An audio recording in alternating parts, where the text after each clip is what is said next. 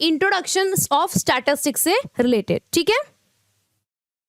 Voice बीच बीच में break होती है, ओके इला, सॉल्यूशन इसका कुछ करना पड़ेगा, बहुत ज्यादा इशू इस चीज का हो रहा है। चलिए क्वेश्चन नंबर 1 आप रीड कीजिए, मैं ट्राई करती हूं इस प्रॉब्लम को दूर करने का।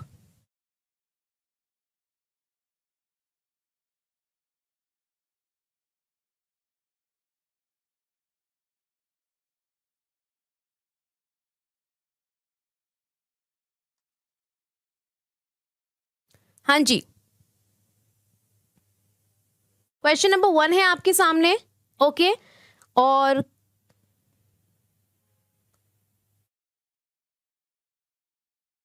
हाँ, क्या पूछ रहा है क्वेश्चन में? क्वेश्चन में हमसे पूछ रहा है what which of the following is a branch of statistics. अच्छा, हमने फर्स्ट क्लास में क्या ये डिस्कस किया था कि स्टैटिस्टिक्स की कौन कौन सी ब्रांचेस हैं? 2 ब्रांचेस बताई थी। Hello Harendra, good evening. 2 branches बताई थी, कौन कौन सी? डिस्क्रिप्टिव और इन्फ्रेंशियल।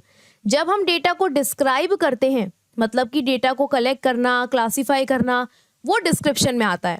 लेकिन जब हम इस डेटा से कुछ रिजल्ट निकालना चाहते हैं, कुछ कंक्लूजन निकालना चाहते हैं, उसे हम कहते हैं इन्फ्रेंशियल स्टैटिस्टिक्स, है ना। हमसे क्या पूछा? विच of the following is a branch of statistics. तो हमने तो दोनों ब्रांचेस पढ़ी हैं, डिस्क्रिप्टिव एंड इन्फ्रेंशियल। क्या हमने इंडस्ट्री स्टैटिस्टिक्स कभी पढ़ा? नहीं। सो हमारा आंसर क्या बनेगा? ऑप्शन डी, ठीक है। वेरी गुड, सबसे पहले करेक्ट आंसर दिया है सरिता ने, देन ईला, दीपिका, राजेश और विकी ने। Good evening Vicky, welcome to the session. So काफी सारे बच्चों ने करेक्ट आंसर दिया है, वेरी गुड, बहुत ही बढ़िया। ओके, चलें नेक्स्ट क्वेश्चन पे चलें। बेसिक क्वेश्चन था, किसी को कोई परेशानी नहीं आई होगी, और डिटेल में मैंने करवाया हुआ है what is descriptive, what is inferential. ये क्लास आपको यूट्यूब पर मिल जाएगी क्लास 1 नेम से, डेमो 1 जो है वहां पर आपको मिल जाएगी, ठीक है। चलिए नेक्स्ट क्वेश्चन, क्वेश्चन नंबर 2। अच्छे से क्वेश्चन को रीड करना, उसके बाद आंसर करना, ठीक है। और सिर्फ उस चीज पे फोकस करना जो आप लोगों को पढ़ाई गई है, ठीक है। जो नहीं पढ़ा है वो हमारा आंसर नहीं होगा, जो पढ़ा है वही हमारा आंसर होगा। तो अच्छे से रीड करके फिर आंसर करना, ठीक है।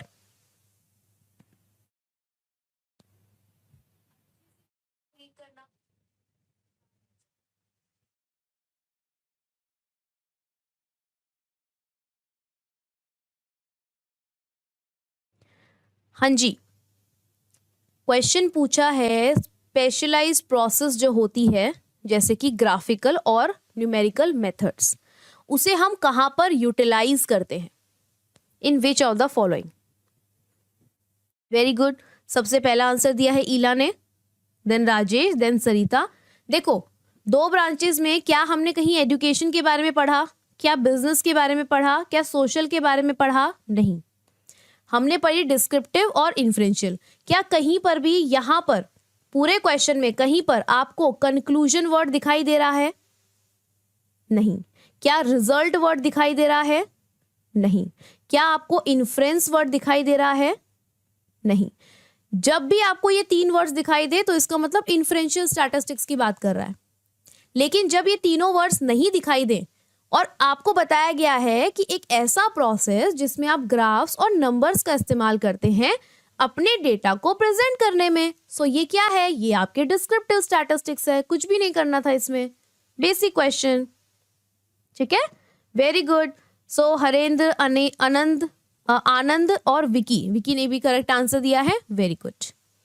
अच्छा, मुझे बताओ किसी को कोई डाउट तो नहीं है ना बेसिक क्लास ऑफ स्टैटिस्टिक्स में? पहली क्लास जो हमने की थी, किसी को कोई डाउट तो नहीं है?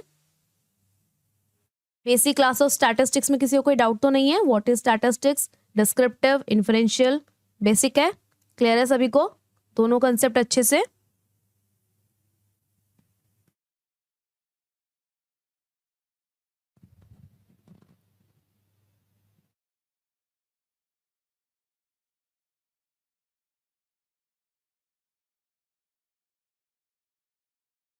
क्वेश्चन नंबर 3 करिए।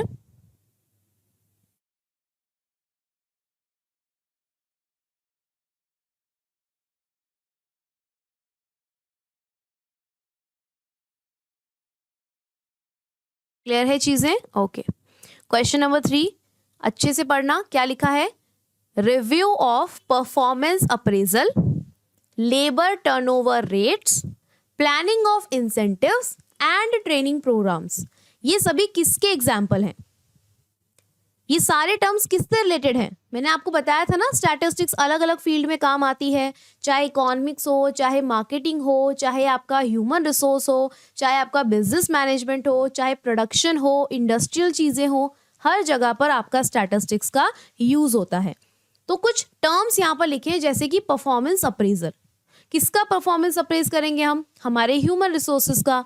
किसका? लेबर टर्नओवर रेट बढ़ाएंगे, लेबर्स का। किसको इंसेंटिव्स देंगे? हमारे एम्प्लॉयज को, है ना? तो ये सारी चीजें किस में होती हैं? ये सारी चीजें होती हैं आपके ह्यूमन रिसोर्स मैनेजमेंट में, HRM। और क्या HRM को हम पर्सनल मैनेजमेंट कहते हैं? बिल्कुल कहते हैं, है ना? अगर आपको कुछ ऐसे टर्म्स दिखें जैसे कि एडवर्टाइजमेंट, प्रमोशन, है ना, और प्राइसिंग डिसीजन, ऐसे टर्म्स दिखें तो क्या बनेगा आंसर? मार्केटिंग। अगर आपको टर्म्स दिखाई दे financial statements, balance sheet, profit and loss, तो क्या आएगा? फाइनेंस। अगर आपको रॉ मटेरियल, फिनिश्ड गुड्स, है ना, इनसे रिलेटेड टर्म्स दिखाई दे तो फिर क्या हो जाएगा? Statistics in production. तो हमें जो टर्म्स दिए गए थे वो दिए गए थे पर्सनल मैनेजमेंट से, यानी कि HRM से। तो आंसर क्या हो जाएगा? Option D. Very good Ila, Rajesh, Anand, Sarita, बहुत बढ़िया, सभी बच्चे करेक्ट आंसर दे रहे हैं। Very good.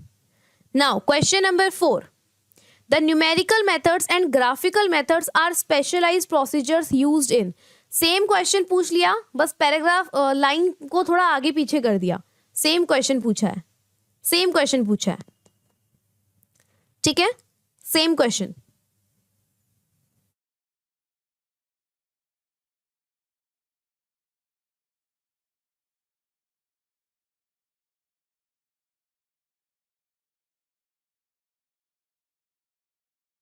सेम है, सेम कंसेप्ट है, डिस्क्रिप्टिव स्टैटिस्टिक्स, है ना? कुछ भी नया नहीं है इसमें, बस वही क्वेश्चन को उन्होंने क्या किया, व्हाट इज वाली लाइन हटाकर सिंपली उसको प्लेस कर दिया, ठीक है? वेरी गुड एवरीवन, बहुत बढ़िया, बहुत बढ़िया, वेरी गुड। चलो, अच्छा, मैंने आपको 3rd क्लास में कलेक्शन ऑफ डेटा पढ़ाया था, जिसमें मैंने आपको बताया था कि डेटा क्या होता है, कितने टाइप का होता है, और डेटा में लेवल्स ऑफ मेजरमेंट क्या होता है, करवाया था। उसके अकॉर्डिंग आपको इस क्वेश्चन का आंसर देना है। इस क्वेश्चन को बहुत अच्छे से रीड कीजिएगा, मैं आपको ये सारे टर्म्स एक्सप्लेन भी करूंगी, पहले इस क्वेश्चन को अच्छे से रीड कीजिए। The scale which categorise the events in collectively exhaustive manner and mutually exclusive manner. Collectively exhaustive और म्यूचुअली एक्सक्लूसिव का मतलब क्या है कि कभी भी आपका जो डेटा है वो ओवरलैप नहीं करेगा। आप डेटा को क्या कर रहे हो, देखो कीवर्ड, देखो कीवर्ड, डेटा को क्या कर रहे हो? कैटेगराइज कर रहे हो। किसमें? जेंडर में कैटेगराइज कर सकते हो, उनके नेम के बेस पे कैटेगराइज कर सकते हो, कलर्स के बेस पे कैटेगराइज कर सकते हो, लोकेशन के बेस पर कैटेगराइज कर सकते हो, है ना, एरिया के बेस पर कैटेगराइज कर सकते हो। सिर्फ कैटेगराइज पे ध्यान दो, बाकी चीजें नहीं समझ आ रही, कैटेगराइज पे ध्यान दो। बताओ किसमें हम सिर्फ कैटेगराइजेशन करते हैं?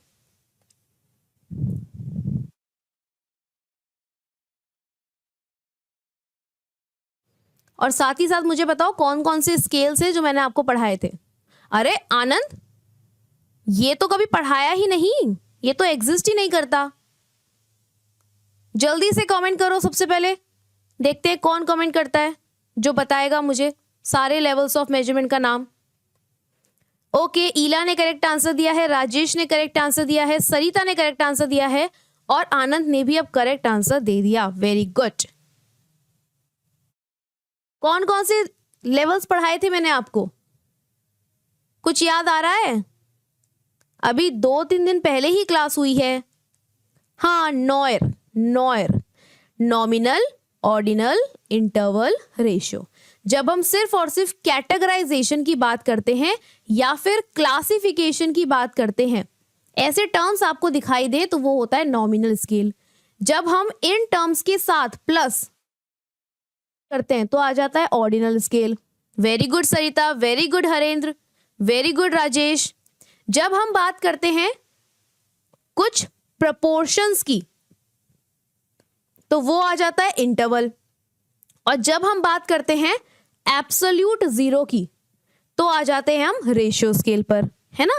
Very good Rajesh. सो यहां पर सबसे पहले कैटेगराइजेशन से आपको आपका आंसर तो मिल गया, that is nominal scale.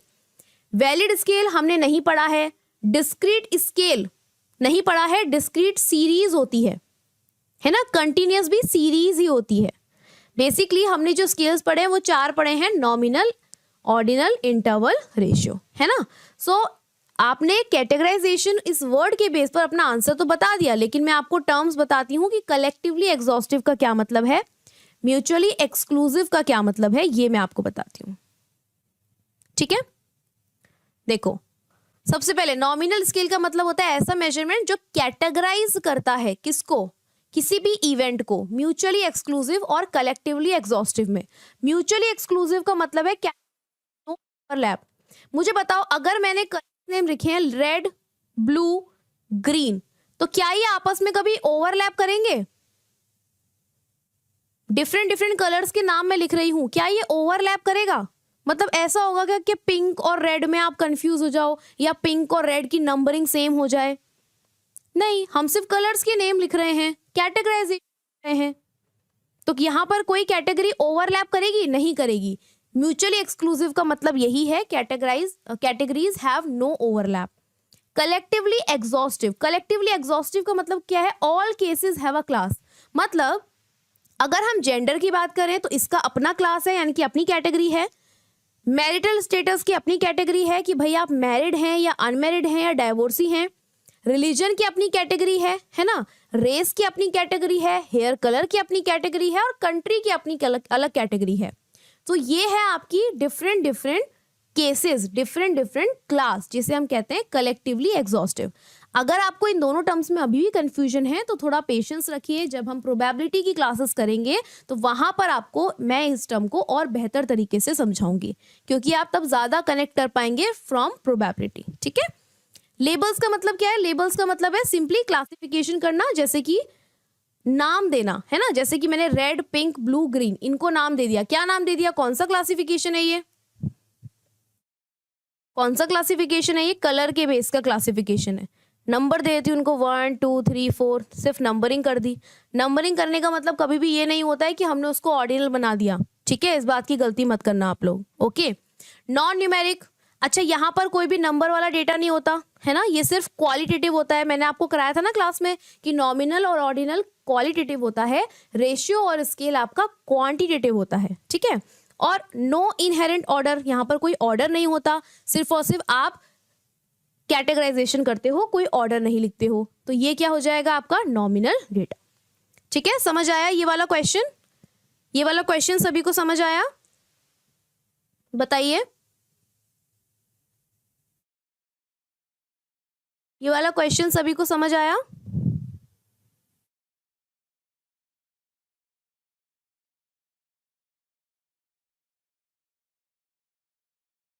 Next question पे चले। ये क्वेश्चन सभी को क्लियर हो गया?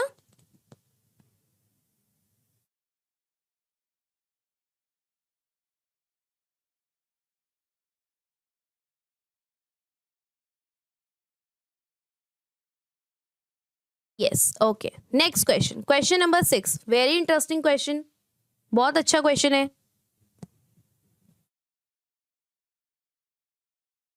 The data measurement which arises from a specific measuring process.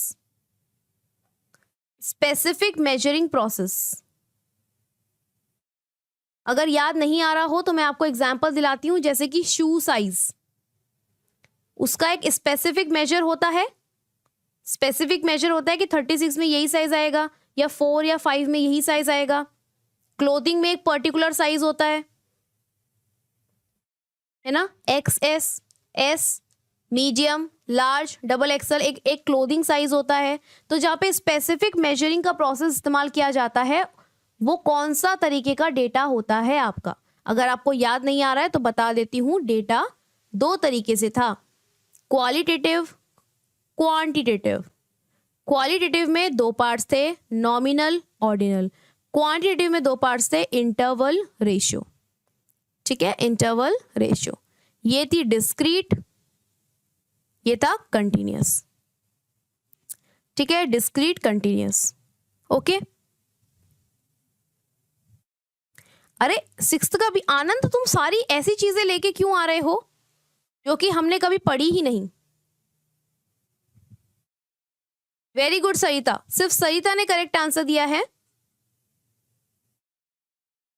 मैंने आपको बताया था ना, what is discrete series, what is continuous series. Discrete series का मतलब क्या है, जिसका एक स्पेसिफिक नंबर है। अच्छा मुझे बताओ, क्या मैं ऐसा कह सकती हूँ कि क्या ऐसा पॉसिबल है कि एक बच्चा ऐसे गर्दन निकाल के बस देख रहा हो क्लास में, ऐसा पॉसिबल है? नो। अगर मेरे को 8 लिखना है तो 8 का अपना स्पेसिफिक मेजरमेंट है, मैं 8.5 नहीं लिख सकती हूँ, है ना। लेकिन कंटिन्यूअस सीरीज में हम ऐसा कर सकते हैं, यस, कंटिन्यूअस सीरीज में हम ऐसा कर सकते हैं।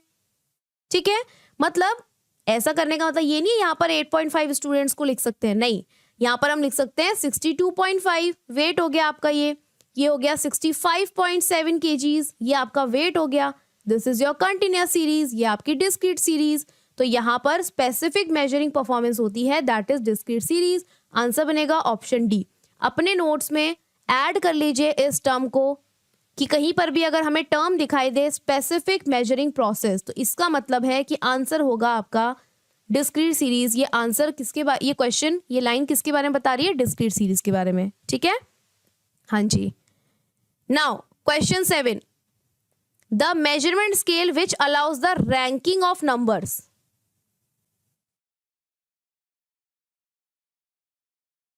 रैंकिंग ऑफ नंबर्स पे जब फोकस किया जाता है, डेटा को रैंक्स दी जाती है, तो ये कौन सा स्केल है?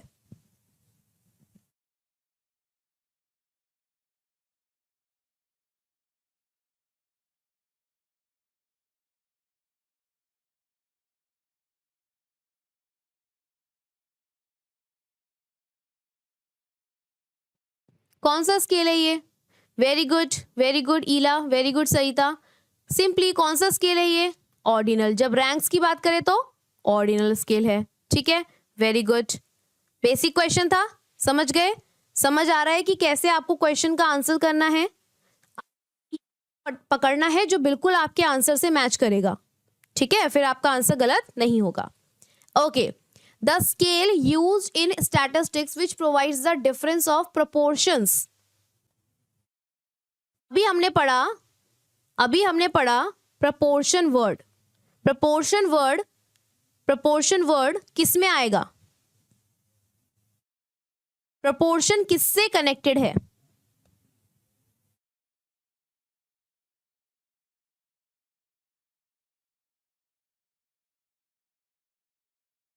यहां पर एक चीज करेक्ट कर लेना,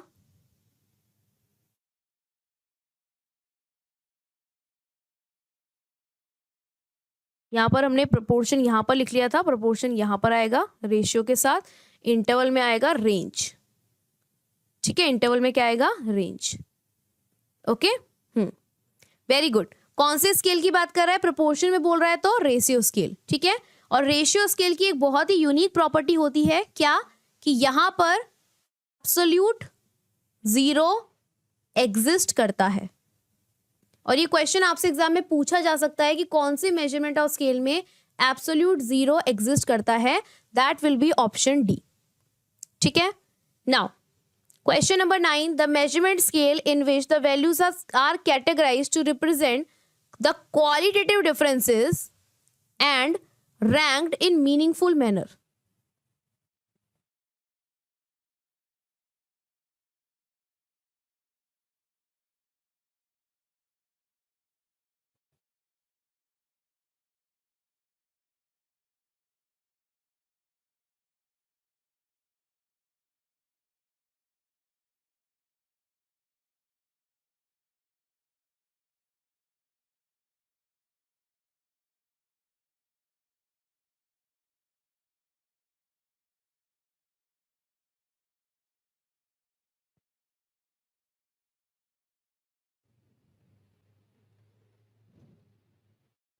वेरी गुड। रैंकिंग किस में देते हैं? सिंपल। रैंकिंग किस में देते हैं? ऑर्डिनल में देते हैं। पर कीवर्ड्स पे ध्यान देना है हमें, है ना? Very good. चलो बताओ, विच of the following statement about the statistical study is true? इनमें से कौन सा स्टेटमेंट स्टैटिस्टिकल स्टडी के बारे में ट्रू है?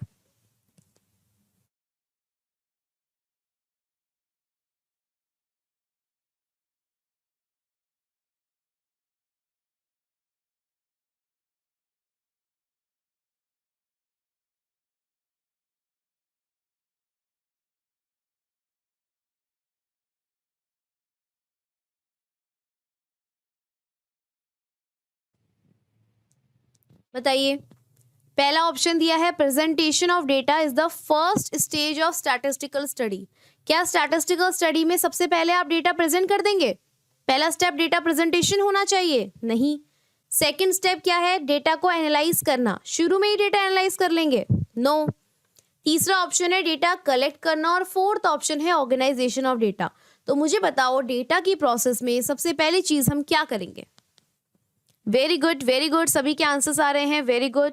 सबसे पहले हम क्या करेंगे? सबसे पहले हम अपने डेटा को कलेक्ट करेंगे। ये हमारा पहला स्टेप होगा, यानी कि कलेक्शन ऑफ डेटा। ठीक है, very good. Question 11, which of the following statement about data collection is accurate? इनमें से कौन सा स्टेटमेंट डेटा कलेक्शन के बारे में एक्यूरेट है? आप लोगों को आज की ही क्लास में मैंने प्राइमरी डेटा और सेकेंडरी डेटा के बारे में पढ़ाया है।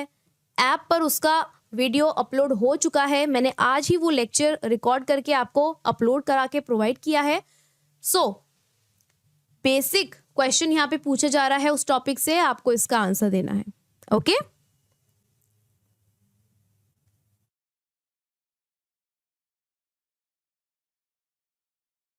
Which of the following statements about data collection is accurate? जल्दी से रीड कीजिए। बेसिक क्वेश्चन है, गलती नहीं होनी चाहिए। Very good, very good. जब आप डेटा को सोर्स या फिर ओरिजिन से कलेक्ट करते हो फॉर द फर्स्ट टाइम, क्या ये इंटरनल डेटा है? नहीं। कौन सा डेटा होता है? ये प्राइमरी डेटा होता है ना? जब डेटा को सोर्स ऑफ ओरिजिन से कलेक्ट करते हैं तो सेकेंड डेटा कहते हैं। तो क्या उसे हम एक्सटर्नल डेटा कहते हैं? नहीं, हम उसे प्राइमरी डेटा कहते हैं। सो आंसर क्या होगा? Option C. Very good. Question 12, which of the following statements about the function of statistics is not true?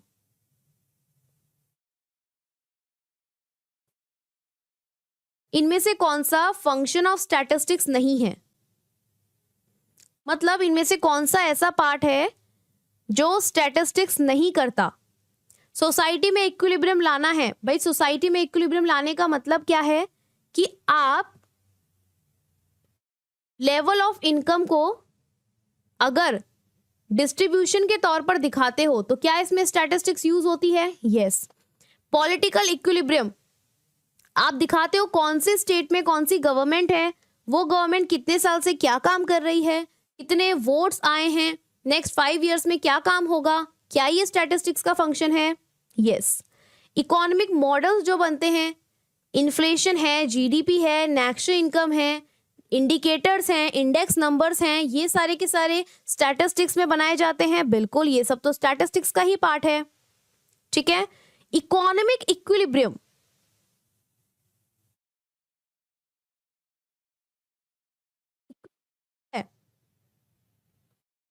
कोई बात नहीं, अगर आपको इस क्वेश्चन का आंसर अगर आप सभी गलत दे रहे हैं, कोई बात नहीं, आई कैन अंडरस्टैंड, थोड़ा कंफ्यूजिंग क्वेश्चन है, बट मैं बता देती हूं, इकोनॉमी में इक्विलिब्रियम लाना स्टैटिस्टिक्स का फंक्शन नहीं है। यानी कि स्टैटिस्टिक्स का फंक्शन ये नहीं है कि वो जीडीपी को ग्रो कर दे, या फिर वो हमारे नेशनल इनकम को इंक्रीज कर दे, या फिर वो हमारे इन्फ्लेशन को डिक्रीज कर दे। नहीं, इकोनॉमिक इक्विलिब्रियम स्टैटिस्टिक्स का फंक्शन नहीं है। इकोनॉमी में मॉडल्स बनाने का फंक्शन स्टैटिस्टिक्स का हो सकता है, बट इक्विलिब्रियम लाने का फंक्शन स्टैटिस्टिक्स का नहीं है, वो आपकी इंडियन इकोनॉमी का ही पार्ट है। ठीक है। सो answer will be option D. ये बहुत ही अच्छा और अलग क्वेश्चन था। आई होप ये आपको समझ आया है। ठीक है, क्लियर है सभी को? नेक्स्ट क्वेश्चन पे चले हम लोग। Yes, okay okay okay. Anand, ये चीटिंग मत करो तुम।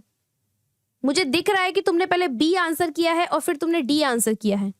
अच्छा, ईला ने करेक्ट आंसर दिया था। Okay Ila, very good, that's great. और आनंद ने फटाफट से चीटिंग करके आंसर लिख दिया। आनंद, दिख रहा है साफ साफ, ऐसी चीटिंग ना करो।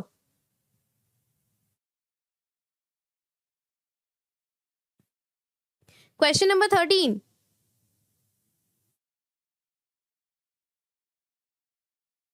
Which of the following definition of statistics is true according to the professor topper? अगर आपको ये प्रोफेसर के बारे में नहीं पता है तो जानने की जरूरत भी नहीं है। आपको बेसिक सी चीज पता होगी कि स्टैटिस्टिक्स क्या है, साइंस है या आर्ट है या दोनों है, तो उसके बेसिस पर आपको आंसर करना है। ईला ने आंसर कर दिया, वेरी गुड। आप लोग भी थोड़ा स्पीड से आंसर कीजिए, बेसिक क्वेश्चंस हैं, बेसिक क्वेश्चंस हैं फ्रॉम इंट्रोडक्शन ऑफ स्टैटिस्टिक्स, है ना, तो ऐसे क्वेश्चंस में आपको टाइम नहीं लगाना है। Very good. Hi Deepak, good evening, welcome to the session. Statistics क्या है? साइंस भी है और आर्ट भी है। मैंने बताया था कि हम एक पर्टिकुलर सिस्टम को फॉलो करते हैं, रूल्स को फॉलो करते हैं, मेथड्स को फॉलो करते हैं, और उन मेथड्स को अप्लाई करने के सबके अपने अपने तरीके, है ना, तो इसीलिए क्या है आंसर? Option B. ठीक है, ओके नेक्स्ट। अरे अरे अरे अरे आनंद, स्टैटिस्टिक्स में बहुत डब्बा गुल है भाई तुम्हारा, थोड़ा लॉजिक लगाओ, लॉजिक लगाओ, ठीक है, ऐसे आंसर मत करो, रीड करके आंसर करो। विच of the following statement is not true about statistics? क्या लिखा है देखो, नॉट ट्रू। कौन सा स्टेटमेंट ट्रू नहीं है अबाउट स्टैटिस्टिक्स?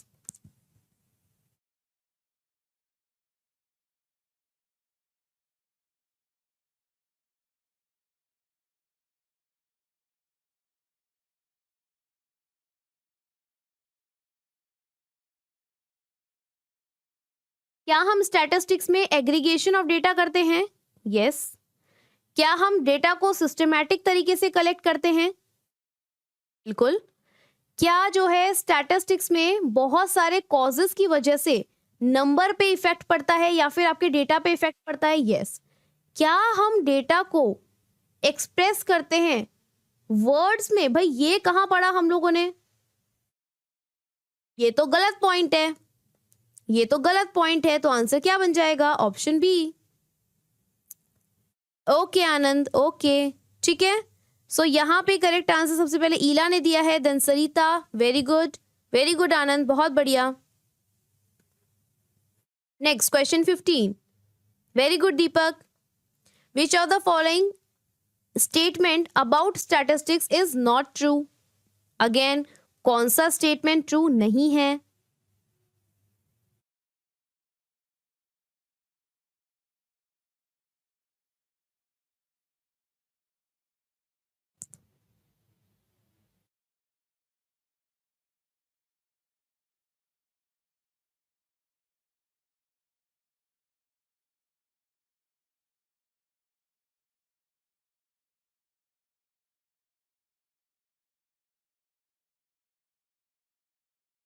बताइए। बैंकिंग एक इकोनॉमिक एक्टिविटी है? हाँ जी। बिजनेस एक इकोनॉमिक एक्टिविटी है? यस। एग्रीकल्चर एक इकोनॉमिक एक्टिविटी है? हाँ जी। सुनील अपनी मदर को किचन में हेल्प कर रहे हैं, क्या ये इकोनॉमिक एक्टिविटी है? क्या ये इकोनॉमिक एक्टिविटी है? बिल्कुल भी नहीं।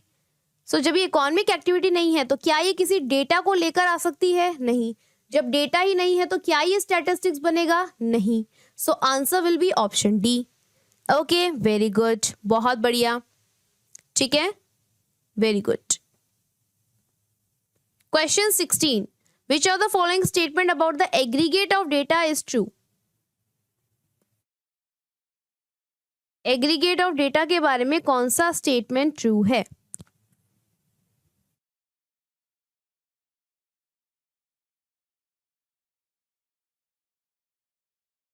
Yes, very good Ila, correct.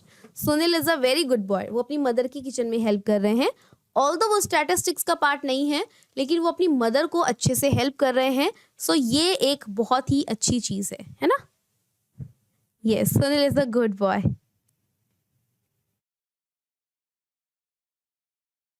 Data को जब आप इकट्ठा करते हैं, डेटा को एक साथ लिखते हैं, कलेक्टिवली लेते हैं, एज अ होल लेते हैं, तो उसे हम क्या कहते हैं?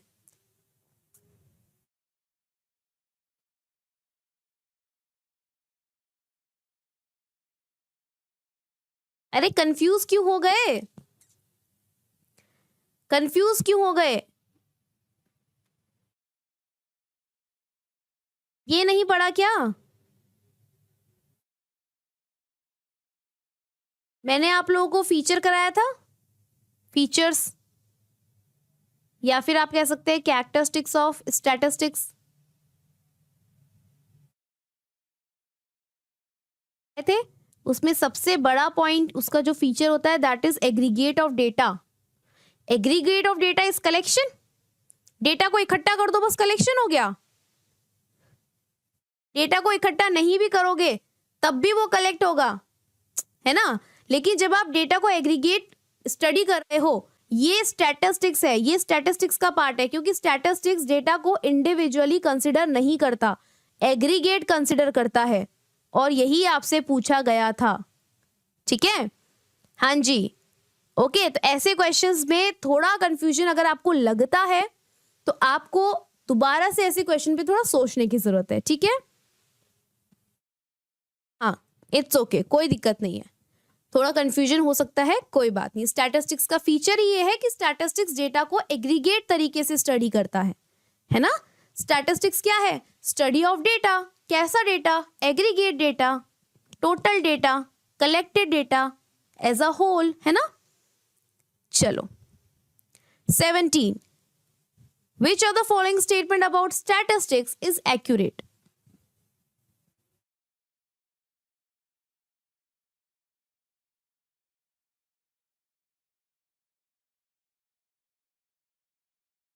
ये मैंने आपको थर्ड क्लास में कराया है कि डेटा को फर्स्ट क्लास में किया था हम लोगों ने। स्टैटिस्टिक्स को दो तरीके से स्टडी करते हैं, सिंगुलर सेंस और प्लूरल सेंस। याद है आप लोगों को?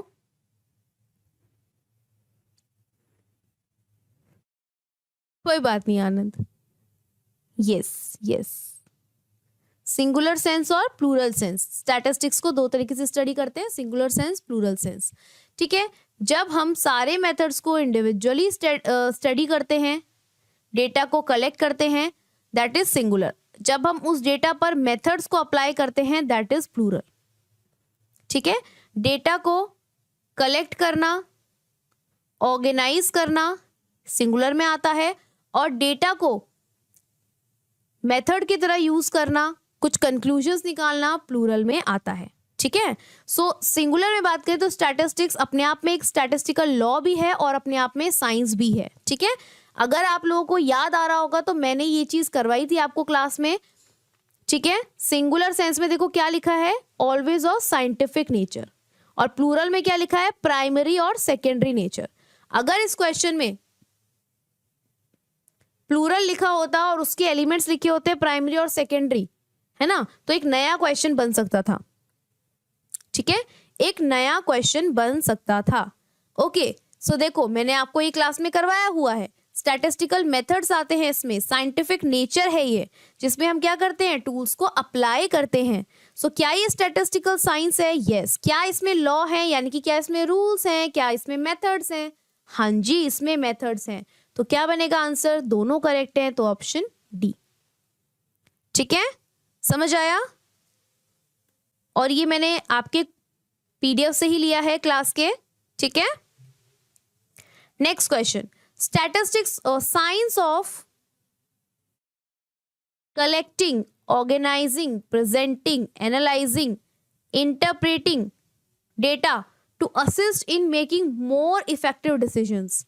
अपने डिसीजंस को और इफेक्टिव बनाने के लिए जब हम डेटा को कलेक्ट करते हैं, ऑर्गेनाइज करते हैं, प्रेजेंट करते हैं, एनालाइज करते हैं और इंटरप्रेट करते हैं, इस पूरी प्रोसेस को हम क्या कहते हैं?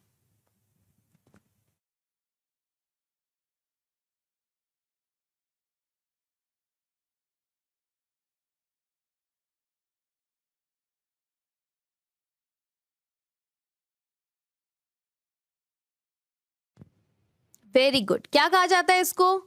स्टैटिस्टिक्स, सिंपल, इसमें तो कुछ सोचना ही नहीं था, ये तो स्टैटिस्टिक्स की डेफिनेशन दी हुई है ना?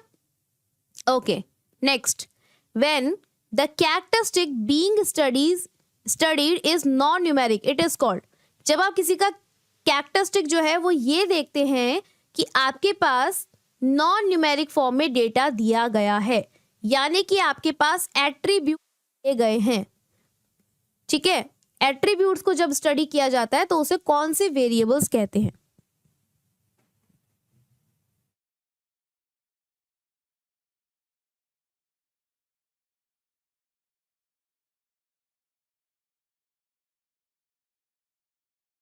Very good, very good. सबसे पहले ईला ने करेक्ट आंसर दिया है, वेरी गुड। राजेश, सरिता, हरेंद्र, वेरी गुड, बहुत बढ़िया। क्या कहते हैं? Qualitative variable. और जब हम नंबर्स को ऐड कर देते हैं तो क्या बन जाता है? क्वांटिटेटिव वेरिएबल, ठीक है। क्लियर सभी को? Basic question, okay. Now the last question, question 20, which of the following when the variable studied can be reported numerically. अब न्यूमेरिकली पूछ लिया, न्यूमेरिकली रिपोर्ट कर रहे हैं तो वेरिएबल को क्या कहा जाता है? वेरी गुड आनंद। जब नॉन न्यूमेरिक हो तो क्वालिटेटिव, जब न्यूमेरिकल हो तो क्वांटिटेटिव, है ना। तो वेरिएबल को जब हम न्यूमेरिकली प्रेजेंट करते हैं तो उसे हम कहते हैं क्वांटिटेटिव, ठीक है। Very good, very good, very good. क्या हो जाएगा आंसर? क्वांटिटेटिव वेरिएबल, ठीक है। ओके, क्लियर है सभी को? दोनों चीजें अगर आप साथ लेके चलते हैं तो डेफिनेटली आप एग्जाम को क्लियर करेंगे, ओके। इसी के साथ हम स्टार्ट करते हैं आज हमारा second class for ASO exam. और हम आज एमसीक्यूज जो लेकर आए हैं वो डेटा कलेक्शन के ऊपर लेकर आए हैं, ठीक है। तो डेटा कलेक्शन के एमसीक्यूज आज हैं, तो इसको आपको हमें सॉल्व करके देना है ना। और 20 क्वेश्चंस हैं, 20 क्वेश्चन में से आपके कितने करेक्ट हुए हैं एट द एंड आपको मुझे बताना है। इसीलिए आप लोगों को नोट भी करना है कि आप कौन से क्वेश्चन के आंसर में फंस रहे हो, कितने क्वेश्चंस आपके करेक्ट जा रहे हैं, ठीक है। तो पहला क्वेश्चन आपकी स्क्रीन के ऊपर है स्टूडेंट्स, एक बार रीड करिए, अच्छे से शांति से रीड करिएगा, उसके बाद आंसर करिएगा, जल्दबाजी कोई नहीं करेगा, ओके।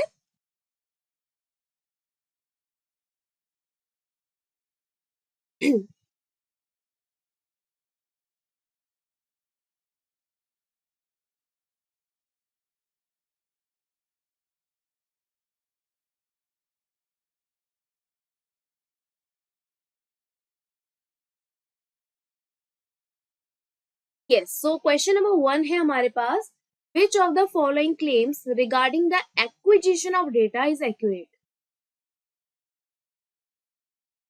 क्या पूछा हमसे कि इनमें से कौन सा डेटा एक्यूरेसी के बारे में बिल्कुल करेक्ट स्टेटमेंट है।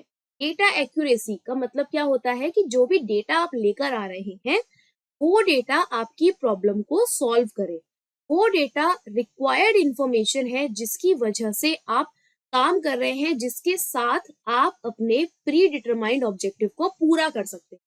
तो कुछ ऑप्शंस दिए हैं, इन ऑप्शंस को अगर आप सही तरीके से रीड करेंगे तो आपको कोई दिक्कत नहीं होगी सही आंसर को ढूंढने में, ठीक है। तो पहला ऑप्शन जैसे कि आपको बता रहा है कि प्राइमरी गोल होता है डेटा को कलेक्ट करने का, कि ये जो हम डेटा कलेक्शन कर रहे हैं ये प्रूफ की तरह काम करता है, और ये ऐसा प्रूफ है जिससे कि हम अपने इशू के एक डेफिनेट सॉल्यूशन की तरफ पहुंच पाए, ठीक है।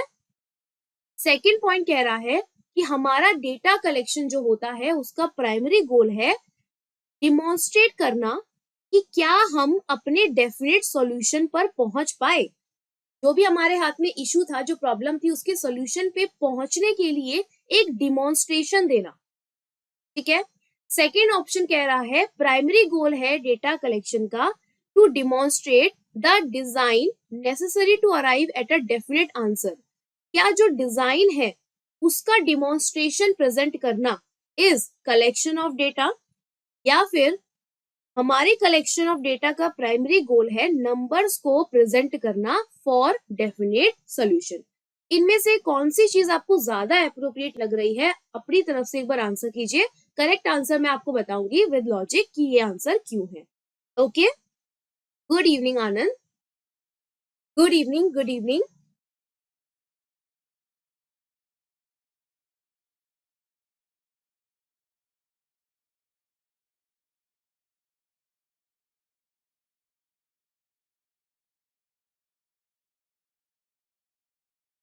देखो मैं बता देती हूँ, इसका आंसर ऑप्शन ए है। क्यों है इसका आंसर ऑप्शन ए? देखो, जब भी हम डेटा कलेक्ट करते हैं,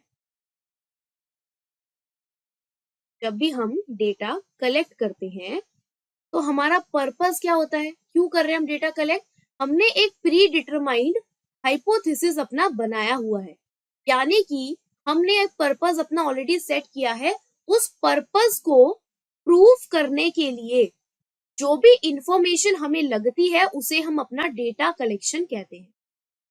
ठीक है, सो डेटा कलेक्शन करने का एक मुख्य उद्देश्य यह है कि आप अपने ऑब्जेक्टिव्स को अचीव कर पाए, जो प्रॉब्लम्स हैं, जो इश्यूज हैं, उसके सल्यूशन पे आने के लिए आपको जो रास्ता लेना पड़ेगा, जो स्टेप्स आपको फॉलो करने पड़ेंगे, वो डेटा कलेक्शन से होते हुए गुजरेंगे।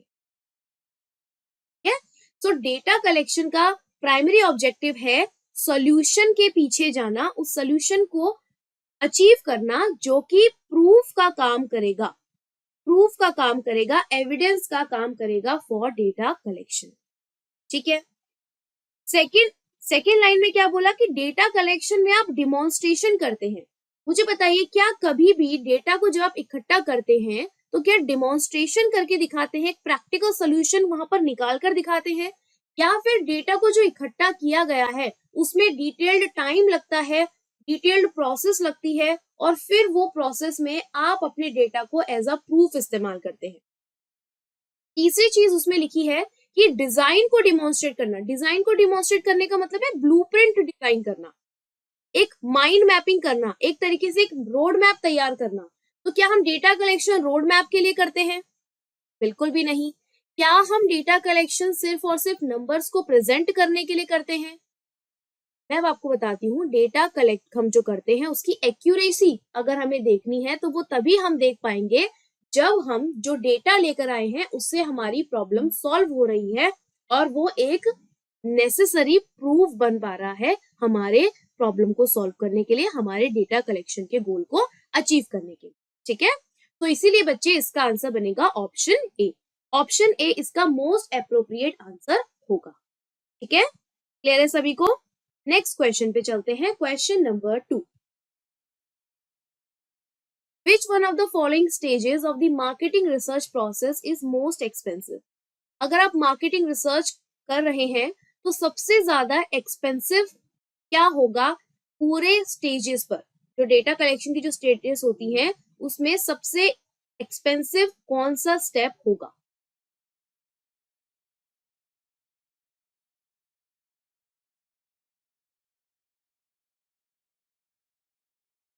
बताइए, सबसे ज्यादा जिसमें आपका टाइम, जिसमें आपकी एनर्जी, जिसमें आपका पैसा लगेगा, वो कौन सा स्टेप होता है मार्केट रिसर्च का?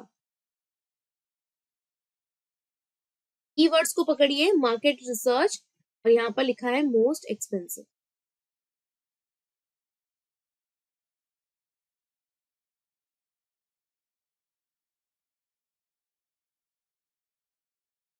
वेरी गुड, सबसे पहले यहाँ पे करेक्ट आंसर राजेश ने दिया है, देन गोपाल ने दिया है, सरिता ने भी करेक्ट आंसर दे दिया है, हरेंद्र का आंसर करेक्ट आ गया है। Very good Harendra. देखो, डेटा कलेक्शन एक सबसे ज्यादा एक्सपेंसिव काम है। यहाँ पर आनंद ने आंसर दिया था रिसर्च प्लान। देखो आनंद, प्लानिंग करना कभी भी मुश्किल नहीं होता। प्लानिंग तो आपका एक ब्लूप्रिंट होता है जिसको आप एज अ रफ आइडिया लेने के लिए बनाते हैं, रफ आइडिया लेने के लिए बनाते हैं, है ना? सो डेवलपिंग द रिसर्च प्लान आपका एक एक्सपेंसिव तरीका बिल्कुल भी नहीं है। सबसे ज्यादा एक्सपेंसिव होता है हमारे डेटा को कलेक्ट करना, बिकॉज एक्सपर्ट को हायर करते हैं। अरे एक्सपर्ट को हायर करने से पहले एक्सपर्ट को हायर करोगे, डेटा भी तो कुछ होना चाहिए आपके पास। Think from statistics point of view. Anand, answer is option B. Data collection अपने आप में बहुत एक्सपेंसिव, बहुत टाइम टेकिंग प्रोसेस है। जो रिसर्च स्कॉलर्स हैं वो इस चीज को बहुत अच्छे से समझ सकते हैं। ठीक है, डेटा कलेक्शन अपने आप में बहुत ही मेहनत और बहुत ही एक्सपेंसिव और बहुत ही टाइम टेकिंग प्रोसेस है। अगर आपको मार्केटिंग में कुछ चीज करनी है तो मार्केटिंग रिसर्च में सबसे ज्यादा एक्सपेंसिव होगा स्टेजेस। और प्लान बनाने के लिए, रिसर्च प्लान बनाने के लिए, सिर्फ प्लान बनाने के लिए आनंद हमें किसी को हायर करने की जरूरत नहीं है। रिसर्च प्लान तो कोई भी पर्सन बना सकता है। उसके एग्जीक्यूशन के लिए भले ही हमें एक पर्सन की जरूरत पड़े, बट प्लानिंग के लिए हमें किसी इंडिविजुअल स्पेसिफिक पर्सन की जरूरत नहीं है। ठीक है, तो answer will be option B. Next question 3, which data is cheaper to collect?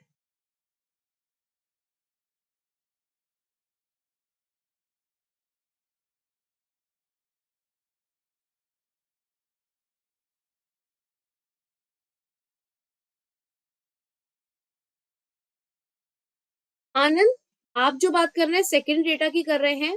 Question में सेकेंडरी प्राइमरी कहीं भी मेंशन नहीं है। और मुझे बताओ, जब आप मार्केट रिसर्च करोगे, आप कैसे किसी दूसरे का सेकेंडरी डेटा ले लोगे?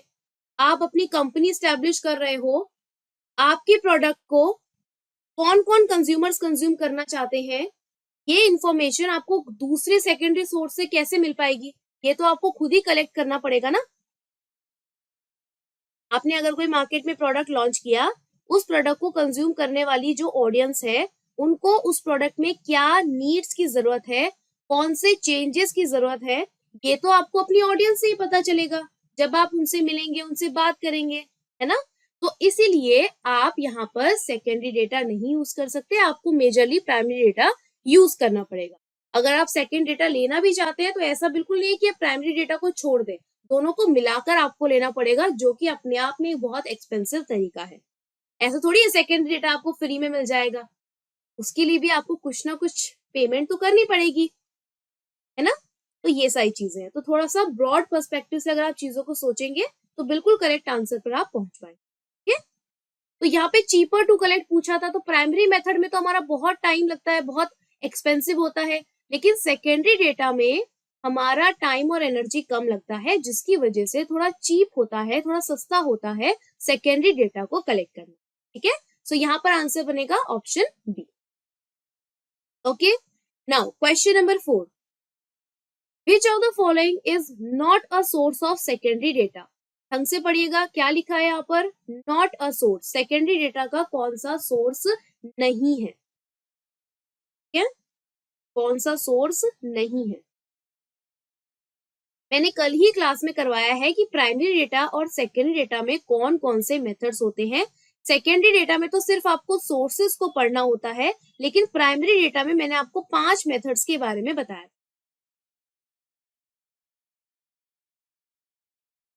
उनमें से आपसे पूछा कि कौन सा सेकेंडरी डेटा का सोर्स नहीं है, यानी कि अगर आप इसमें से ये भी देख लेते हैं कि कौन सा प्राइमरी डेटा है, तो भी आपका आंसर आ जाएगा। Very good Harendra, very good Ila, बहुत बढ़िया, बहुत ही बढ़िया।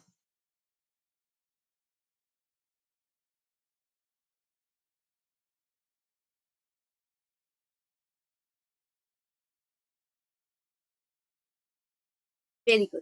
इनडायरेक्ट ओरल इंटरव्यू, मैंने आपको 5 मेथड्स करवाए थे। इसमें क्या था, एक तो था पर्सनल इंटरव्यू, है ना, इस फिर सेकंड था आपका इनडायरेक्ट ओरल इंटरव्यू, तीसरा चीज था आपका लोकल कॉरेस्पॉन्डेंसेस से डेटा कलेक्ट करना, फोर्थ था आपका क्वेश्चन आयर, और फिफ्थ था आपका स्केड्यूल्स, है ना। सो ये जो है 5 मेथड्स आपके प्राइमरी डेटा के हैं, और यहाँ पर ऑप्शन ए आपका प्राइमरी डेटा है, बाकी सारे आपके सेकेंडरी डेटा के सोर्सेज हैं, रिपोर्ट्स हैं, पब्लिकेशंस हैं, है ना, फ्रॉम रिसर्च एंड इंस्टीट्यूशंस। तो ये आपके सेकेंडरी डेटा का सोर्स है। ठीक है, yes, very good Anand, very good Sarita, Mamta, Rajesh, very good Waqar Ansari. Mamta, welcome to the session, good evening. Sorry, मैंने नोटिस नहीं किया आप क्लास में कब आए। Sorry, question 5, which of the following should be taken into account while preparing a questionnaire? जब आप एक क्वेश्चन आयर प्रिपेयर करते हैं, क्वेश्चन आयर का मतलब है लिस्ट ऑफ क्वेश्चंस। जब आप एक क्वेश्चन आयर प्रिपेयर करते हैं, उनमें से कौन सी चीजों का ध्यान आपको रखना होता है? ध्यान दीजिएगा, ऑप्शंस यहाँ पर दिए गए हैं, तो ठीक तरीके से पढ़कर मुझे आंसर दीजिए। ठीक है,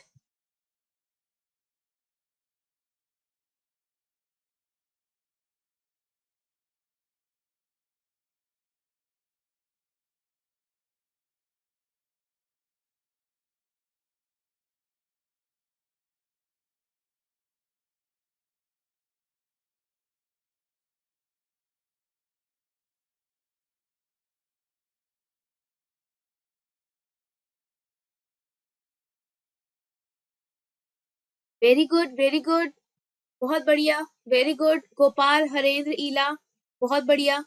देखो, एक एक करके पॉइंट पढ़ो। पर्पस ऑफ रिसर्च, हम क्वेश्चनर जो भी बनाएंगे, लिस्ट ऑफ क्वेश्चंस जो भी बनाएंगे, उसका डिपेंड, वो क्वेश्चनर डिपेंड करेगा कि हमारा रिसर्च का पर्पस क्या है। सेकंड चीज, brevity of questions. Brevity of questions का मतलब होता है कि बिल्कुल टू द पॉइंट क्वेश्चंस आपकी होनी चाहिए, शॉर्ट क्वेश्चंस होने चाहिए, ऐसे क्वेश्चंस ना हो जिसमें आप कंफ्यूज हो जाएं, है ना। तो क्या हमारा ऑप्शन ए होना चाहिए आंसर? यस। बी होना चाहिए? यस।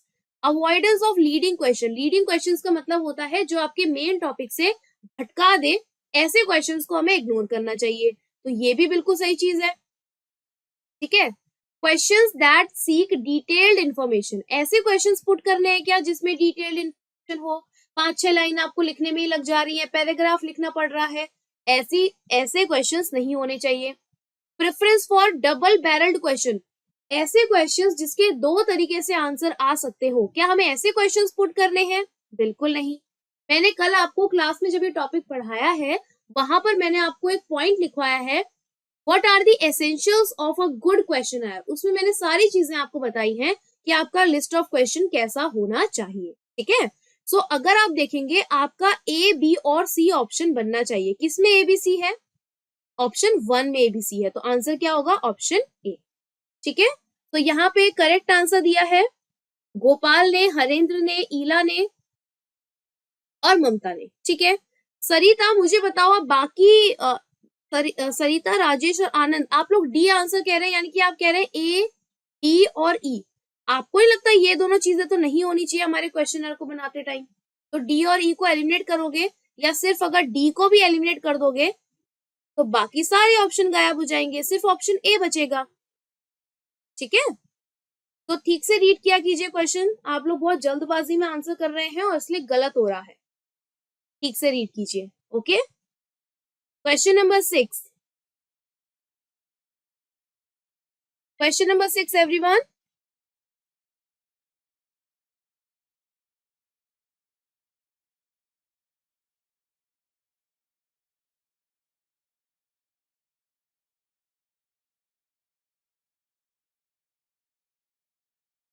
अच्छा, ओके सरिता, ओके। ऑप्शन सी हिंदी में पढ़ा। अनुसंधान का उद्देश्य, प्रश्नों की संक्षिप्तता, प्रमुख प्रश्नों से बचना, विस्तृत जानकारी चाहने वाले प्रश्न, डबल बैरल प्रश्नों के लिए वरीयता। हाँ, तो हिंदी में भी तो यही लिखा हुआ है।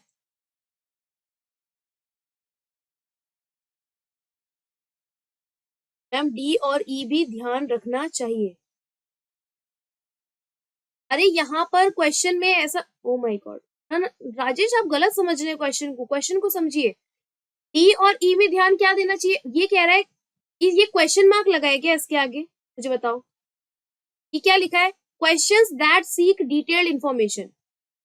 हमें ऐसे क्वेश्चंस ऐड करने हैं जिसमें डिटेल्ड इंफॉर्मेशन लिखनी पड़े? नहीं करने। प्रेफरेंस, प्रेफरेंस देनी है डबल बैरल्ड क्वेश्चंस को।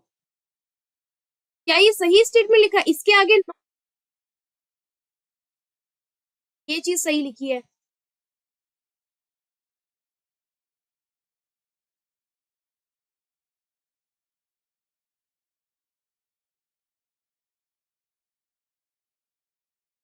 प्रमुख प्रश्नों से बचना, हाँ तो हिंदी में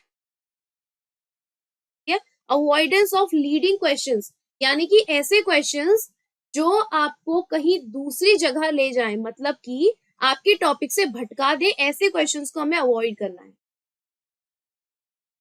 ठीक है। Question number 6। अच्छा, पहले मुझे बताएंगे आप लोगों में से कितने बच्चे हैं जो डिटेल्ड कोर्स में हैं हमारे साथ ऐड?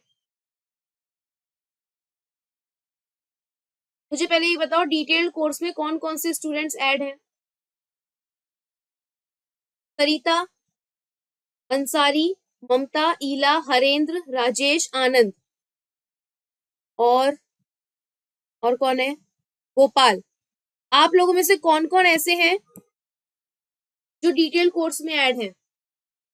यस, इस क्वेश्चन में पूछा है not a method of collecting primary data, so national publications ये आपका सेकेंडरी डेटा है। हरेंद्र है, ठीक है। मुझे पता होना चाहिए ना। राजेंद्र है, राजेश है एमपीपीएससी में। नहीं नहीं नहीं, मैं सिर्फ बात कर रही हूँ एएसओ एग्जाम की। मैं सिर्फ एएसओ एग्जाम की बात कर रही हूँ। एएसओ एग्जाम में सिर्फ एएसओ एग्जाम में सिर्फ हरेंद्र है क्लास में से।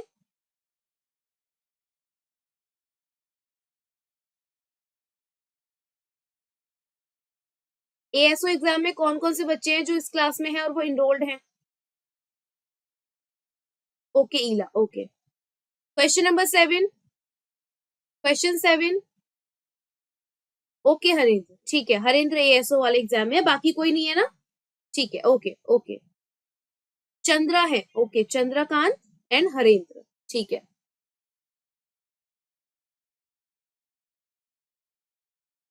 हाँ,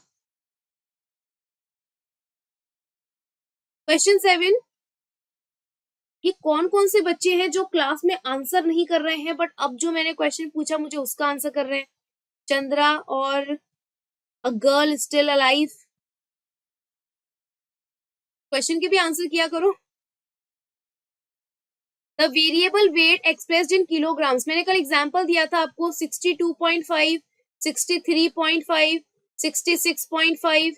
जब आप ऐसे डेटा को प्रेजेंट कर सकते हो तो वो कौन सा स्केल में आएगा?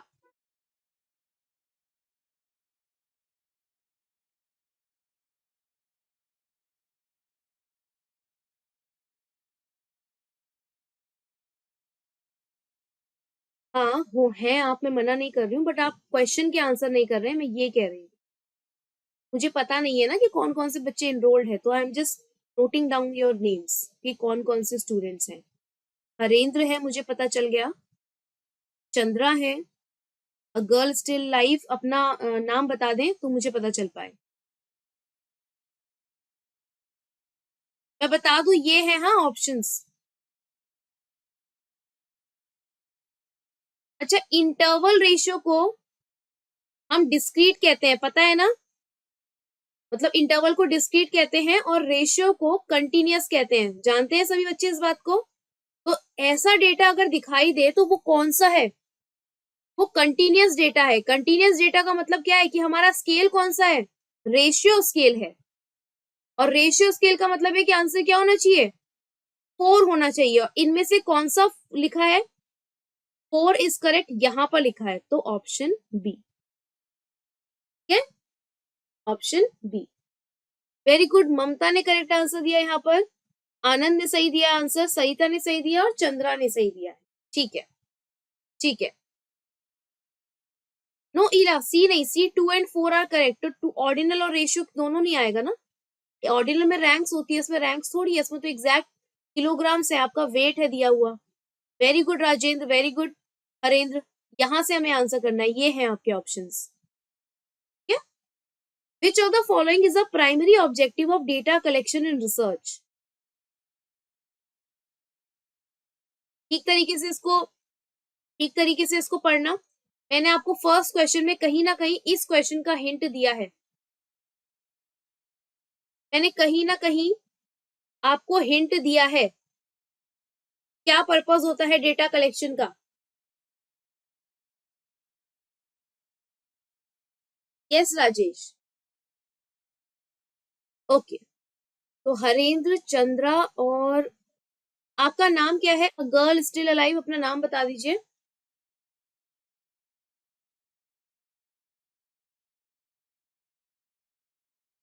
Very good, very good Rajesh, very good आनंद।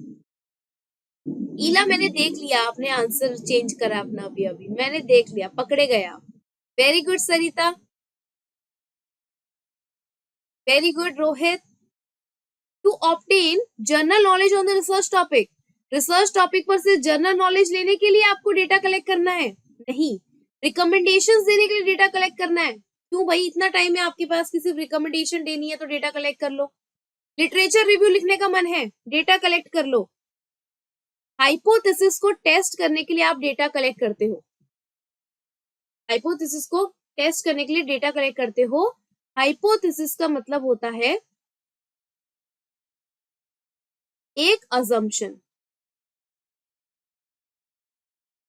मैं बताती हूँ हरेंद्र, एक अजम्पशन, मतलब कि आप क्या मानकर चल रहे हो और फिर उसको उसको प्रूफ करने में आप लग जाते हो। ठीक है, प्रूफ करने में लग जाते हो। जैसे कि मैं कहती हूँ financial financial awareness financial awareness UG level के स्टूडेंट्स में नहीं है। मैं क्या कह रही हूँ, मैंने एक स्टेटमेंट क्या बनाया कि फाइनेंशियल अवेयरनेस जो है वो यूजी लेवल के जो स्टूडेंट्स होते हैं, अंडर ग्रेजुएट स्टूडेंट्स होते हैं, उनको नहीं है, कि फाइनेंशियल से रिलेटेड अवेयरनेस बच्चों को नहीं है। मैंने ये स्टेटमेंट बनाया और इस स्टेटमेंट को प्रूफ करने के लिए मैंने डेटा कलेक्ट किया। तो ये जो स्टेटमेंट है ये होती है हाइपोथेसिस, और जब हम इस स्टेटमेंट को प्रूफ करने में लग जाते हैं दैट इज हाइपोथेसिस टेस्टिंग। ठीक है हरीन, बाकी चिंता मत कीजिए, स्टैट्स की क्लास में हाइपोथेसिस वाला टॉपिक आएगा ना, वहां पर भी आप समझ पाएंगे। ठीक है, okay. Question 9, data collection is the process of data collection is the process of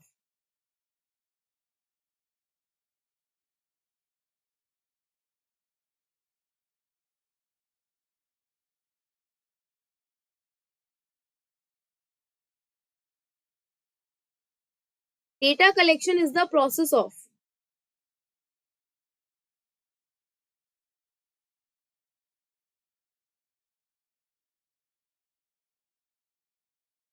क्या डेटा कलेक्शन में हम रिसर्च फाइंडिंग्स को एनालाइज करते हैं? क्या डेटा कलेक्शन में हम डेटा इकट्ठा करते हैं डिपेंडिंग अपॉन हमारा क्या इंटरेस्ट है, हम किस पर्पस से रिसर्च कर रहे हैं? या फिर हम डेटा कलेक्ट करते हैं सिर्फ रिसर्च क्वेश्चंस को डेवलप करने के लिए? या फिर हम डेटा कलेक्ट करते हैं सिर्फ और सिर्फ एक रिसर्च मेथोलॉजी को सेलेक्ट करने के लिए?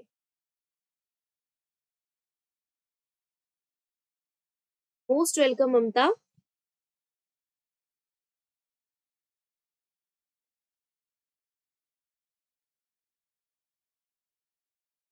The correct answer is gathering and measuring information on variables of interest. अब मुझे अगर फाइनेंशियल अवेयरनेस देखनी है यूजी लेवल स्टूडेंट्स की,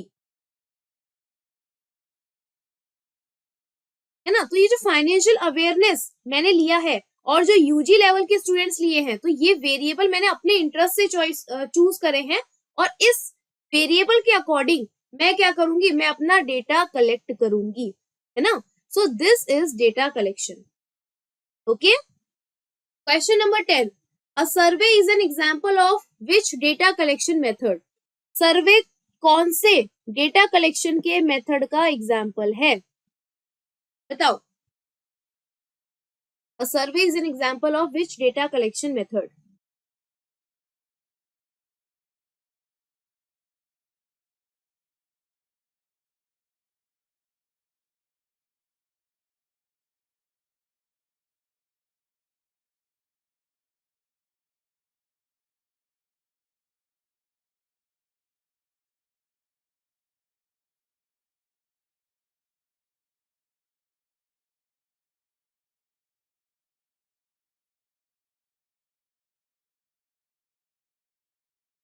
very good, very good. Survey या फिर क्वेश्चनायर दोनों एक ही हैं, जिसमें आप एक क्वेश्चंस बनाते हैं, लोगों से जाकर मिलते हैं, उनसे बातचीत करते हैं और अपने क्वेश्चंस उनसे पूछते हैं, उनके रिस्पॉन्सेस को इकट्ठा करते हैं। ठीक है, सो सर्वे जो है वो किसका एग्जाम्पल है, क्वेश्चनायर का एग्जाम्पल है।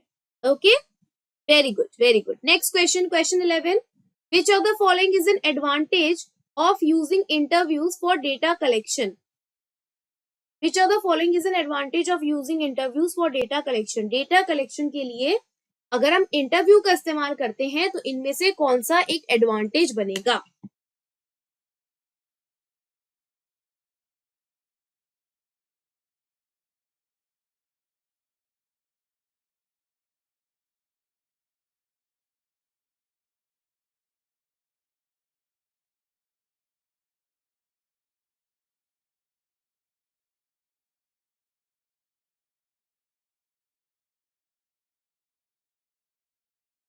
Very good. डेटा कलेक्शन में अगर आप इंटरव्यूज कंडक्ट करते हैं तो इसमें आप डिटेल में पार्टिसिपेंट के रिस्पॉन्सेस को समझ पाते हैं, है ना। सो ये इसका एडवांटेज है। Very good. स्टैंडर्डाइजेशन ऑफ, कौन से का स्टैंडर्डाइजेशन, कॉस्ट इफेक्टिवनेस नहीं, इंटरव्यू में तो बहुत कॉस्ट लगती है। लार्ज सैंपल साइज नहीं, सैंपल साइज लार्ज नहीं है यहाँ पर, पॉपुलेशन ही अपने आप में बहुत लार्ज है, बहुत ज्यादा यहाँ पर टाइम और एनर्जी लगती है। ठीक है। डेटा कलेक्शन में सैम्पलिंग का क्या मतलब है, ये मैंने आज की ही क्लास में पढ़ाया है कि आज मैंने जो आपको क्लास अपलोड करके दी है 5 PM, आपको क्लास मिल गई होगी, 5 PM मैंने अपलोड कर दी थी। सो डेटा कलेक्शन में सैम्पलिंग का क्या मतलब होता है, ये मैंने आज ही क्लास में पढ़ाया है। ठीक है, अगर आपने पढ़ लिया होगा तो आपको इसका आंसर आएगा। वैसे भी आप इसका आंसर दे पाएंगे क्योंकि सैम्पलिंग का मतलब आप लोगों को पता होना चाहिए, बहुत ही बेसिक चीज।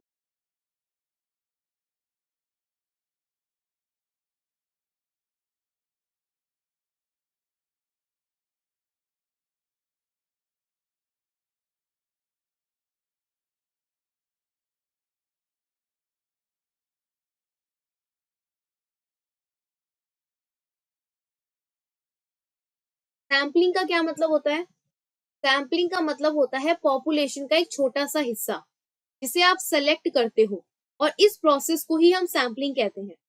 पॉपुलेशन का एक छोटा सा हिस्सा जिसे आप सेलेक्ट करते हो उसे ही हम सैम्पलिंग कहते हैं। Very good Rajesh, Sarita, Ila, Rohit, very good. Answer is option A. Sampling क्या है, पॉपुलेशन का वो छोटा सा पार्ट है जिसे हम सेलेक्ट करते हैं। Question 13, which data collection method involves gathering information from a predefined list of questions asked to individuals और a group.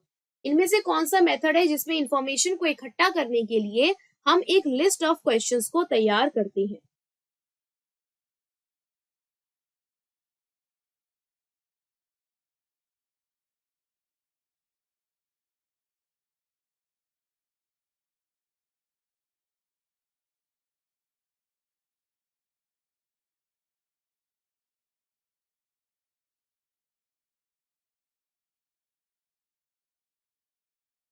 Very good very good very good. Question है, देखो ये ना बहुत ही इंपॉर्टेंट टॉपिक है, क्वेश्चन से बहुत सारे क्वेश्चंस बन सकते हैं, तो आप प्लीज इस टॉपिक को अच्छे से पढ़कर जाना। ओके, मैंने बताया भी है कि एसेंशियल एलिमेंट्स क्या होते हैं क्वेश्चन के, वो भी पढ़कर जाना, है ना। क्वेश्चन 14, सैम्पलिंग फ्रेम का क्या मतलब होता है। मैंने आज आपको क्लास में कराया है कि पॉपुलेशन क्या होता है, सैम्पलिंग क्या होती है, सैम्पलिंग फ्रेम क्या होता है,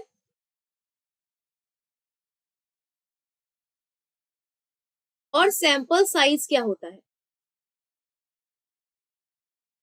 ये सभी चीजें मैंने डिटेल में आज क्लास में कराई है ना।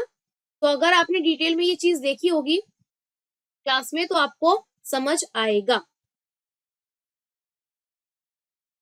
ठीक है, तो सैम्पलिंग फ्रेम क्या होता है, सैम्पलिंग फ्रेम होता है सैंपल जिस भी पॉपुलेशन से आप निकाल रहे हैं उसकी लिस्ट, पूरी पॉपुलेशन की जो लिस्ट है उसमें से जो सैंपल ड्रॉ कर रहे हैं तो वो लिस्ट को हम कहते हैं सैम्पलिंग फ्रेम। हरेंद्र, ठीक है, मैं जरूर कर दूंगी। बस इस पीडीएफ में क्वेश्चंस के आंसर्स के लिए मुझे एक स्लाइड और ऐड करनी पड़ेगी, तो वो करने के बाद मैं कल पक्का कोशिश करूंगी या इस संडे को पक्का कोशिश करूंगी कि मैं दोनों क्लासेस का ऐड कर दूं पीडीएफ। ठीक है, हाँ जी हरेंद्र, दोनों की ऐड कर दूंगी, इनफैक्ट कल जो क्लास होगी उसकी भी कर दूंगी। संडे तक का मुझे थोड़ा टाइम दे दीजिए प्लीज। क्वेश्चन 15, नॉन रिस्पॉन्स बायस का क्या मतलब होता है, नॉन रिस्पॉन्स बायस का क्या मतलब होता है।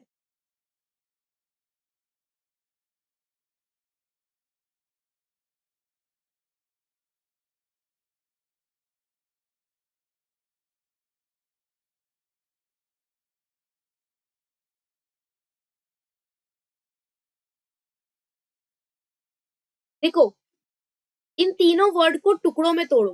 नॉन का मतलब होता है नहीं, रिस्पॉन्स का मतलब होता है रिएक्ट। अब देखो ऐसे मत कहना मैम आपने नॉन को तो हिंदी में लिख दिया, रिस्पॉन्स को आपने इंग्लिश में लिख दिया, ये चीटिंग है। तो थोड़ा तुम समझो इसको, है ना। नॉन रिस्पॉन्स और बायसनेस का मतलब क्या होता है? भेदभाव, है ना, वो पार्शियलिटी।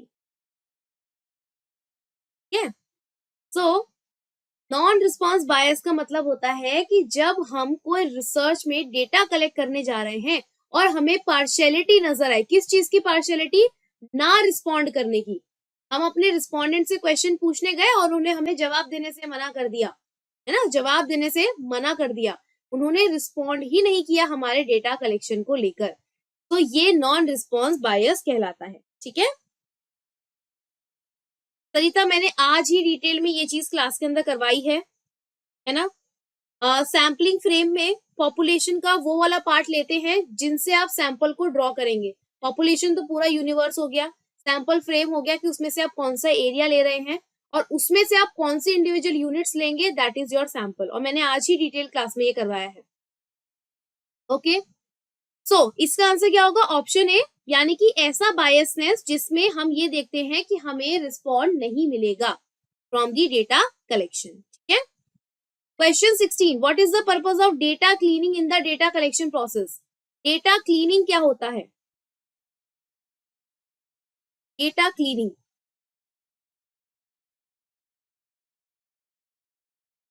कोई भी डेटा हम कलेक्ट करते हैं उस डेटा को एडिट करना, उस डेटा को कोडिंग करना, ताकि हम लोगों को रिलायबल रिजल्ट मिल सके, भरोसेमंद वाले रिजल्ट मिल सके, हमारा जो डेटा हो वो करेक्ट हो, हमारा जो डेटा हो वो वैलिड हो।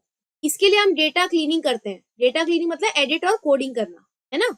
सो इनमें से कौन सा ऑप्शन आपको लग रहा है मिलता जुलता है जो मैंने अभी आपको एक्सप्लेन किया, और आंसर कीजिए। डेटा क्लीनिंग की बात हो रही है, क्लीन कर रहे हैं डेटा को। आपके पास बहुत सारा डेटा पड़ा है, उसमें से आप अपने काम का डेटा ले रहे हैं, क्यों? ताकि आप अपने ऑब्जेक्टिव के अकॉर्डिंग काम करके अपने पसंद के रिजल्ट निकाल सके। Very good, very good, Sarita ने करेक्ट आंसर दे दिया यहाँ पे सबसे पहले। To ensure data accuracy and consistency, data की एक्यूरेसी को चेक करने के लिए, मेक श्योर करने के लिए कि डेटा एक्यूरेटली आ रहा है और कंसिस्टेंसी आपके डेटा में है, जो भी टेस्ट आप कर रहे हैं वो आपको सेम रिजल्ट दे रहा है। Very good Rajesh, definitely answer A ही है। ठीक है, now question 17, which of the following is an example of qualitative research? Qualitative research, qualitative जिसमें नंबर्स नहीं होंगे, क्वांटिटेटिव जिसमें नंबर्स होंगे।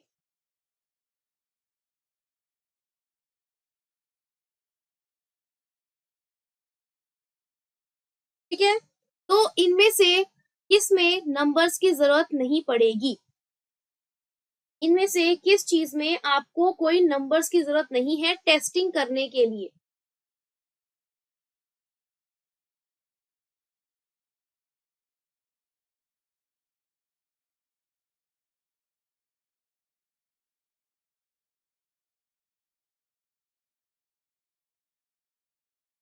देखो, अगर आप सर्वे कर रहे हैं जिसमें क्लोज एंडेड क्वेश्चंस आपने लिए हैं, वो क्वेश्चनर आपने क्यों लिया है? क्वेश्चनर जब बनाया जाता है तो उसके बाद उससे रिलेटेड परसेंटेजेस भी निकाली जाती है कि इतने परसेंट लोगों का ये रिस्पॉन्स है, इतने परसेंट फेवर में है, इतने परसेंट फेवर में नहीं है, तो वो क्वांटिटेटिव डेटा बन जाता है। जब आप कोई एक्सपेरिमेंट कंडक्ट करते हैं तो एक्सपेरिमेंट तो आपको पता ही है, आपको हर एक एक्सपेरिमेंट को नोट करना पड़ता है। जब आप एक ऑब्जर्वेशन करते हैं, ऑब्जर्वेशन वो भी नेचुरल सेटिंग में, आप सिर्फ किसी पर्सन को ऑब्जर्व कर रहे हैं, ये आपका क्वालिटेटिव रिसर्च बन जाता है। ठीक है, ऑब्जर्वेशन आपका क्वालिटेटिव रिसर्च बन जाता है। Answer will be option C. Very good, सिर्फ और सिर्फ ईला यहाँ पे करेक्ट आंसर दे पाई है और सरिता ने भी करेक्ट आंसर दिया है। वेरी गुड, नाउ क्वेश्चन 18, कौन सा इसमें से एडवांटेज है सर्वे का? सर्वे को अगर हम इस्तेमाल करते हैं तो विच of the following is an advantage?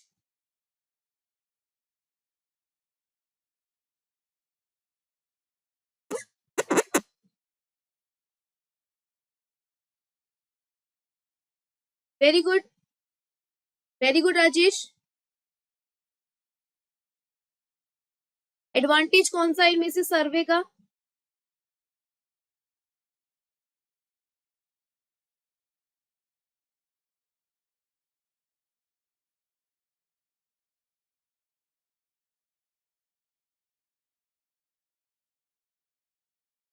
Very good.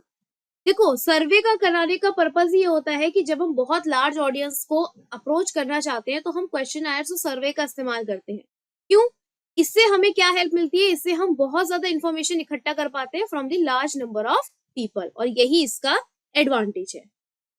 ठीक है, very good, very good. Ila, Rajesh, Harendra, Rohit, सरिता, अंसारी, वेरी गुड। क्वेश्चन 19, इनमें से कौन सी चीज को हमें कंसिडर करना चाहिए जब हम डेटा कलेक्शन के टूल को सेलेक्ट कर रहे हैं? जब हम डेटा कलेक्शन के टूल को सेलेक्ट कर रहे हैं तो इनमें से कौन सा इंपॉर्टेंट पॉइंट है जो हमें ध्यान रखना चाहिए?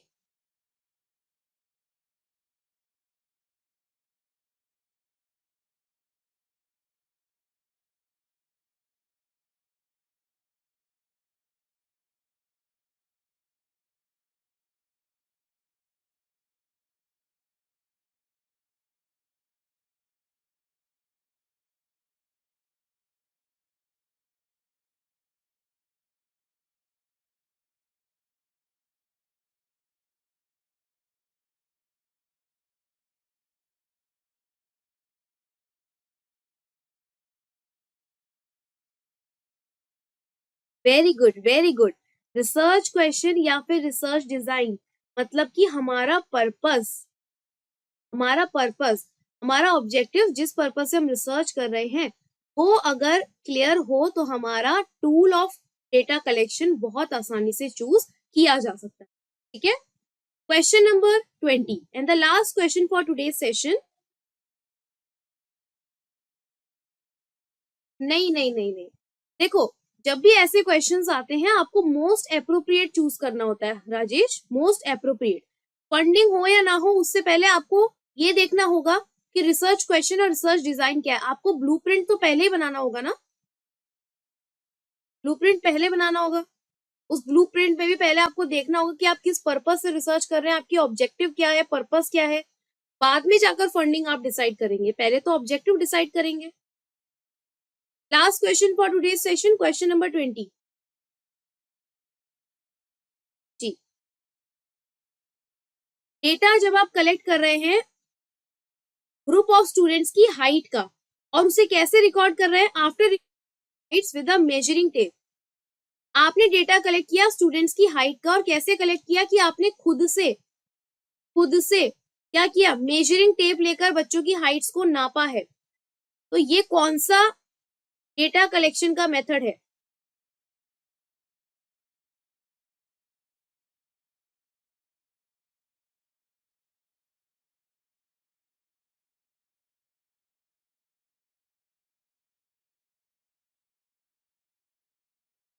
Very good, very good. Mamta ने करेक्ट आंसर दिया यहाँ पे। भाई ये प्राइमरी डेटा है, आप खुद से data for the very first time आप ये डेटा कलेक्ट कर रहे हैं खुद से, बिना किसी सेकेंडरी सोर्स का इस्तेमाल किए कि कौन सा बच्चा जो है वो कितनी हाइट का है। तो जब आप खुद से डेटा कलेक्ट कर रहे हैं first, that will be primary data. कौन सा डेटा है ये? Primary data. ठीक है, सो बच्चे ये थे आपके आज के क्वेश्चंस एंड आई होप